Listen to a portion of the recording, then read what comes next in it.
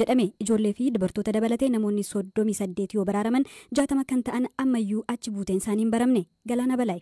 Godaantotni bidiruun gara Awurooppaatti cehuuf jedhan hundi isaanii biyya Senegaal irraa kan ka'anidha jedhame. Qondaaltotni Cape Verde lubbuun namaa godaansaan galaana irratti akka hin banneef deeggarsa idil-addunyaa gaafatan. Bidiruun kun kan argamte buufata galaanaa Cape Verde irraa kiiloomeetira 320 fagaattee yoo ta'u ji'a tokko oliif galaana irra imalaa turte. Qurxummii kiyyeessitootni Speen erga arganii booda bidiruu kana keessa kanneen lubbuun hafan kan baraaraman. Dhaabbanni godaantota idil-addunyaa IOM akka jedhetti namoota lubbuun baraaraman keessaa ijoollee waggaa 12-16 ka jiran yoo ta'u bidiruun kun adoolessa 10 ji'a tokko dura namoota 101 qabattee Senegaal irraa kaate. Mootummaan Senegaal gama isaatiin lammiilee Senegaal baraaraman gara biyyaatti deebisuuf aangawoota Cape Verde wajjin hojjetaa akka jiru hime. Namoonni lubbuun baraaraman kun gaafa manaa bahan biyyoota Awurooppaa qaqqabuuf ta'us amma kanneen baraaraman Cape Verde jiru. Cape Verdeen odola qarqara lixa Afrikaa irraa kiiloomeetira 600 fagaattee argamtuu fi godaantonni hedduu gara Ispeenitti ce'uuf itti fayyadamanidha. Dhaabbanni baqattoota idil-addunyaa IOM karaan kun karaawwan balaafamoo godaantotni gara Awurooppaatti ce'uuf itti dhimma bahan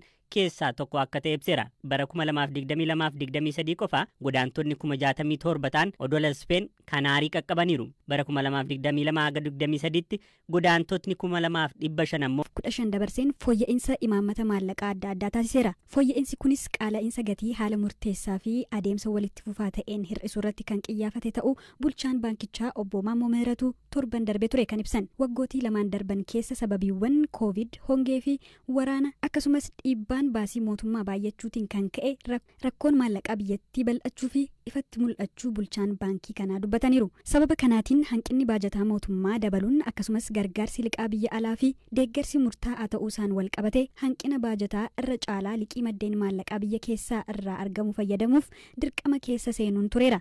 Haaluma murtee boordii daayiriktaroota baankii biyyaalessaatiin dhuma bara baajataa 2016tti guddinni liqii biyya keessaa parsantaa 14tti akka daangeffamu murtaa'eera. Hayyuun dinagdee Dr. Ayyala Galaan bara darbee guddinni liqaa baankiiwwanii giddu galeessaan dhibbantaa 30 akka ture yaadatu. Itti dabaluunis kana keessaa ammoo kan baankiiwwan dhuunfaa parsantaa 16 yoo ta'u kan baankiiwwan mootummaa 53 akka ture dubbachuun qaala'insa dhiibbaa uumaa kan jiru liqaa baankiiwwan mootummaaf kennanidha jedhu. Qaala'insa irratti waan guddaa fidaa kan jiru kuni isa koomershaal baankii isa baankiin mootummaa liqeessuudha waan jedhu kuni jala buramee rakkinni kan jiru baankii mootummaa keessa akka ta'e namni hubachuu qaba. Horii liqeessuun fi qaala'insa jidduu walitti dhufeenya maaltu jira wanti jedhu sun tokko jala muramee beekamuu qaba. Biyyoota sooroman akka Ameerikaa akka Awurooppaatti ennaa qaala'insa akka malee ol ka'e baankiin akka liqeessine hin dhoowwama.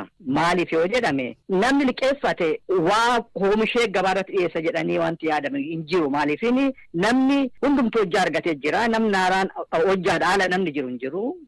Unemployment rate isaanii parsantii 3%, 4%, 5 waan tokko liqeeffatee calluma jedheeti waan jiru irratti dabala jechaadha malee waan oomishamee gabaarratti dhiyaatu hin jiru. Lafti qotamuu qabu hunduu qotameera.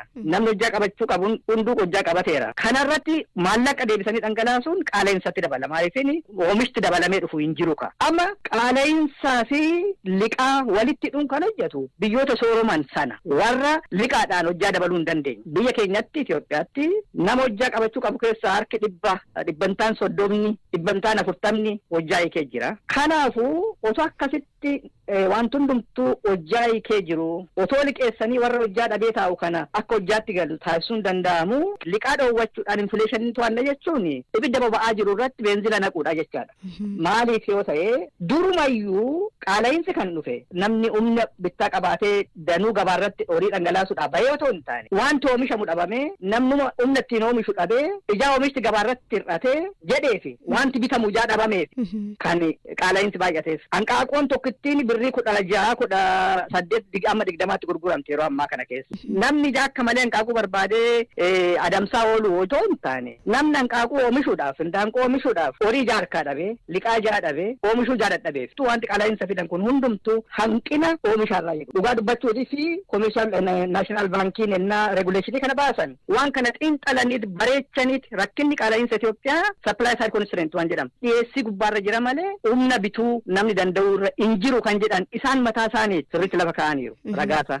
Garuu deebi'anii liqaadhaan immoo kana to'annoo jedhan isuma jedhanii xiinxalan sana deebisanii hiikanii faalshessanii jecha. Bara darbe kana biliyoona 428 liqeeffame. Biliyoona amma sanaa keessa agriculture hojii kan qaqqabe 300 industirii manufacturing kanaaf kan kenname 18. Egaa wanti gabaarratti dhiyaatee supermarketii irratti argitu kuni yookaan qotisarraa dhufaa yookaan industirii irraa dhufa. Warri waa oomishanii gabaarratti dhiyeessuu danda'an liqaan arganne. Eenyu fa'aas liqaan kennamaa? Liqaan gararra jiru kan kennamu mootummaatti taanee warra import export hojjetan international trade. Amma keessaa warri import hojjetanii liqaan isaan argatanii 400% dabale bara saccaantu kana. Liqii kana akka saba qaqqabu taasisuu qabu. National banking kana gubbaarratti hojjechuu qaba. Ishii 14tti gadi dhufna jedhamu kana kaasanii kan gara darbee caalayyuu liqeeffamuu qaba.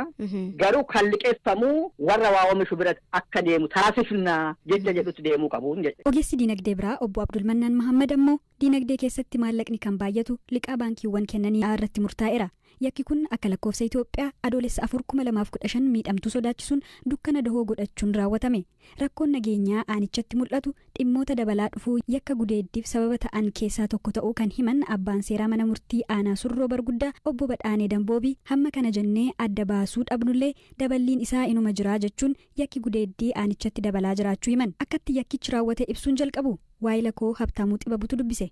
Midhamtuun dhuunfaati haadha manaati halkan ilaaltoo dubartii deessee ilaaltoo jirtu wajjin mana fincaanii dhaquuti gaafa gadi baatu halkan sa'aatii 3 walakkatti sodaattee nama fudhattee gadi baate ergatiin gadi baate booda miseensi poolisii kun meeshaa qabaa halkaniin eessaa dhuftanii bakkee halkaniin deemuun isaa 3 walakkaan dhorkameera waan ta'eef maaf deemtan taatee kana ni adabamtu kanaaf qarshii 200 adabbii fidaa jedhee gaafata. Sana booda qarshii kana hin qabnu gaafa isaan jedhamu nama bakka keessanii hidhamuu danda'u yookiin adabamuu danda'u fidaa jedhaani. Intinnu gaafa isaan jedhanu isinuu abaawashaneedha. Miseensa isinii abaawashaneedha hin beektani abbee isin jirtu abbee abaawashaneen jirtu ni beektani waan ta'eef achii dhuftanii kanaafuu jedhee itti lolaan sodaachisaa jecha jedhu kana gaafa jecha abaawashanee jedhu kana dhagaan isaanii baay'ee sodaatanii sana booddee meeshaa kana itti qajeelchee isin ejjeesaa jedhee sodaachisee fuudhee deema gara raagaa. Egaa gara raagaa geesseen booda ishee tokkoon taa'e jedhee deeqaa 18 kana waliin dubbatinii hin cukkisin sagalee isheetiin dhageessin jedhee erga sodaachisee teessiseen booda ishee tokko ni gudeeda.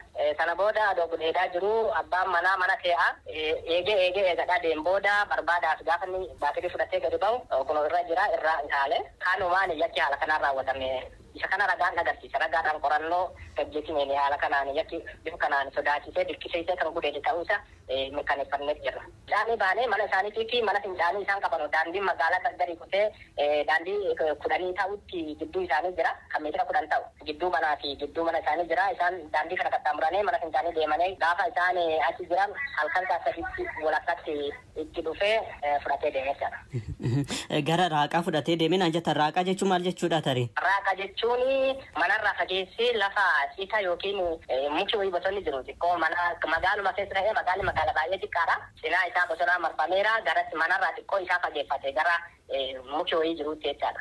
Mee jechi isaan kennanoo maal fakkaata? Miidhamtuunis himatamaan illee galmee kana yommuu ilaaltanii wanti isaan dubbatan maali? Himatamaan mormee jira aangoticha kana hin raawwanne jedhee mormee jira. Kanaaf raawwachuu dhabuu keetiif mee ragaa eega ragaan abbaa alangaa mirkaneessee booda raawwachuu isaa asile ragaa ittisaa dhiyeeffadhu jedhamee ture.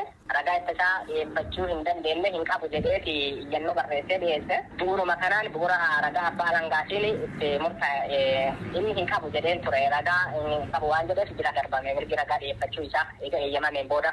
Gama miidhamtuutiin ragaaleen dhiyaatan kan akkamiiti? Ragaan dhiyaatame gama miidhamtuutiin yeroo sanitti ragaan nama kabira jirtu ijaan adoo arganuti nama bira keessisee namni ilaalu jiruunidha kan gudeede waan ta'e bu'uuruma kanaan ragaan fuudhame ragaa ijaatiin ragaan ijaa nama lama jira miidhamtuu dabalatee nama 3dha. Seera yakkaa keessatti miidhamtuun ofumaa ragaa ta'e waan ta'eef ragaan tokkoffaan miidhamtuudha ragaan lammaffaan nama yeroo inni gudeedu inni bira keessisee dubartii biraa akkasii odeeffannoo biraa hin baasne jedhee meeshaatti qajeelchee sodaachisee teessisee ishii ilaaltuudhaan kan gudeedan. Tole mee murteen kennitanoo maal fakkaata adeemsa murteen natti himame? Murteen kennine keewwanni himatamaan jalatti balleessaa jedhamee seera yakkaa Itoophiyaa keewwata 620 muraa tokkodha. Keewwatichi kan jedhu namni tokko dirqisiisee humnaan yookiin meeshaadhaan akka ofii to'achuu hin dandeenye yookiin sodaachisee kan dirqisiisee gudeede yoo ta'e dubartii tokkodha. Waggaa 5 haga waggaa 15 adabsiisa jedha keewwatichi. Yakki kun yeroo raawwatamu wanti miidhaan dabalataa miidhamtuurra kan hin geenye waan ta'eef miidhaan dabalataa miidhamtuurra dhaqqabe hin jiru. Ragaa baalangaatiin kan dhiyaate hin jiru, himannaa keessatti hin jiru, dhukkubitti darbeellee adda bahe hin jiru, miidhaa irra dhaqqabe addaa hin jiru, kan dhaqqabe jedhamu qofa. Bu'uura saniin waggaa 7 adabbii waggaa 7 murteessa. Naannoo Gujii fi Boorana kanatti aadaa fi safuu hawaasaa wajjin sirna gadaa wajjin wal qabatee dubartoonni mirga guddaa akka qaban yeroo dubbatamullee dhageenyaa wanta taajabnus hin jira. Gama kanaan gochaan akkanaa kun aanaa keessan keessatti yookaan immoo akkuma godina keessanitti illee haalli jiru maal fakkaatame isin akka aanaa keessanitti wanti taajabdan maali? Hagam dabalaa jiramee wanti kun yaaddeessaadha? Sababa jeeqama haala nageenyaa naannichaaf godina keessa jiru bu'uura godhachuudhaan hin mul'atu malee namni qorannoo gadi qabee isa faasii dhugaa jirtu adda baasee namni qoratee bira gaheeru sirnaan hin jiru. Haa ta'u malee haala qabatamaa nageenyaa wal qabatee rakkoon hedduu waan jiruuf qaamonni hedduullee keessa waan socho'aniif kan ammallee akka gudeeddii fi gudeeddii wal qabatu kana namoonni yoo